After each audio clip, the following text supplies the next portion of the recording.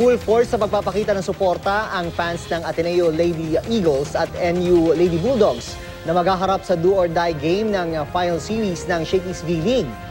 May gulatang pa si Victoria Tulad. Victoria! June, maaga pa lang marami na ang nakapila sa labas ng San Juan Arena para sa do-or-die match sa best-of-3 final series ng Shakey's V-League Collegiate Conference. Nangako ang Ateneo na babawi ito sa pagkatalo noong second game, habang tiniyak naman ng NU na iuwi nito ang corona.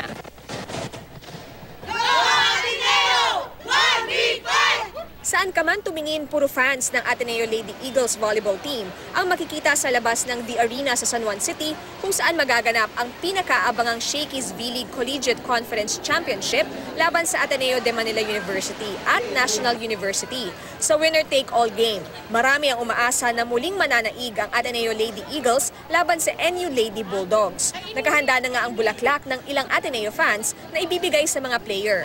Ang grupo ni Day Glory Lacson, sa sobrang excitement, alas 5 pa lang daw na madaling araw, nakapila na. Galing parawang iba sa probinsya gaya ng Bulacan at Batangas. Karamihan sa kanila nakasuot ng t-shirt na may mukha ng Ateneo star player na si Eliza Valdez. Meron din namang nag-face paint ng salitang Ateneo sa mukha. Bagaman natalo noong second game, kumpiyansa ang Lady Eagles fans na magkakampyon ang kanilang koponan. Pero kahit kaunti lang sila, hindi natitinag ang mga taga-NU. Tiwala ang fans na kayang-kayang ilampaso ng kanilang team ang Ateneo, lalo't powerhouse ang players nito.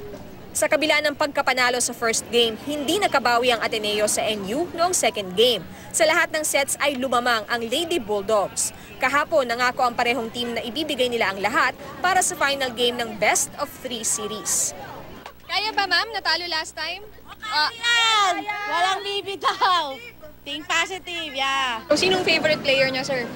Santiago, Jaja, Jindy. Pag naglalaro kasi sila, sabihin natin may yabang, pero nandun pa rin yung confidence nila lagi.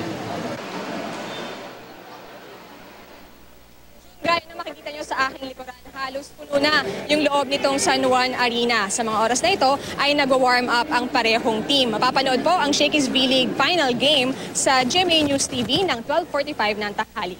Yan mo ng latest mula rito sa San Juan. Balik sa iyo, Drew. Maraming salamat, Victoria Tulad.